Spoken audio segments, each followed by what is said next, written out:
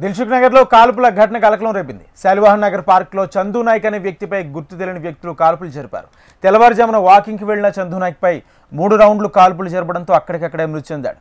ఘటనా స్థలానికి చేరుకున్న పోలీసులు కేసు నమోదు చేసుకుని దర్యాప్తు చేపట్టారు.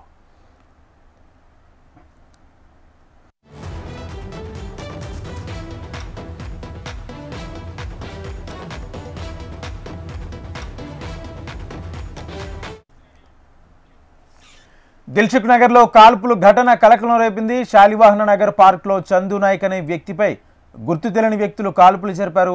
తెల్లవారుజామున వాకింగ్ కి వెళ్లిన చందు నాయక్ పై 3 రౌండ్లు కాల్పులు జరపడంతో అక్కడికక్కడే మృతి చెందాడు. ఘటనా స్థలానికి చేరుకున్న పోలీసులు కేసు నమోదు చేసి దర్యాప్తు చేస్తున్నారు.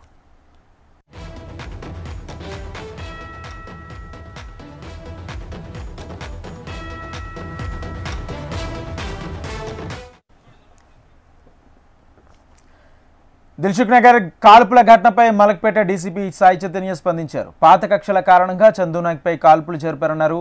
చందు నాయక్ అనే వ్యక్తి వాకింగ్ చేస్తుండగా 4 దుండగులు వచ్చి కాల్పులు జరిపారని తెలిపారు.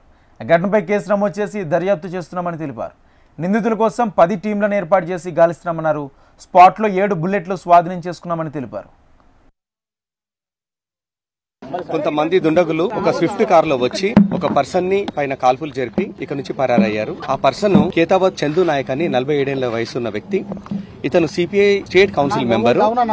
ఇతను రాచకొండ లిమిట్స్ లో ఉన్న చైతన్యపురి పోలీస్ స్టేషన్ లిమిట్స్ ఇక్కడికి సమీపంలో అతను నివాసం ఉంటున్నారు. అయితే ఉదయం వాక్ కి వచ్చినప్పుడు కొంతమంది అన్నోన్ పీపుల్ వచ్చి ఇక్కడ ఇతని పైన ఫైర్ చేయడం జరిగింది. సంఘటన స్థలంలో కొన్ని రౌండ్స్ మాకు దొరికాయి, కొన్ని అన్ఫైర్డ్ రౌండ్స్, అట్లాగే కొన్ని ఎంప్టీ షెల్ దొరికాయి.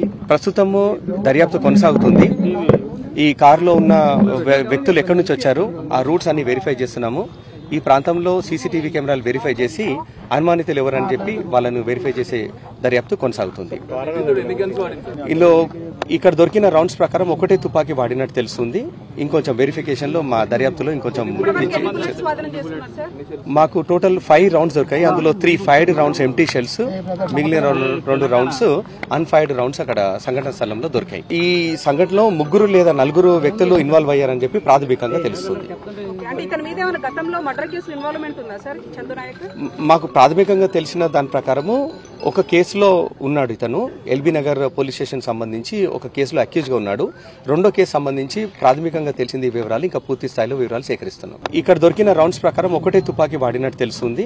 ఇంకొంచెం వెరిఫికేషన్ లో మా దర్యాప్తులో ఇంకొంచెం మాకు ప్రాథమికంగా తెలిసిన దాని ప్రకారము ఒక కేసులో ఉన్నాడు ఇతను. ఎల్బీ నగర్ పోలీస్ స్టేషన్ సంబంధించి ఒక కేసులో అక్యూజ్ గా ఉన్నాడు. 2వ కేసు సంబంధించి ప్రాథమికంగా తెలిసింది వివరాలు, ఇంకా పూర్తి స్థాయిలో వివరాలు సేకరిస్తున్నాం.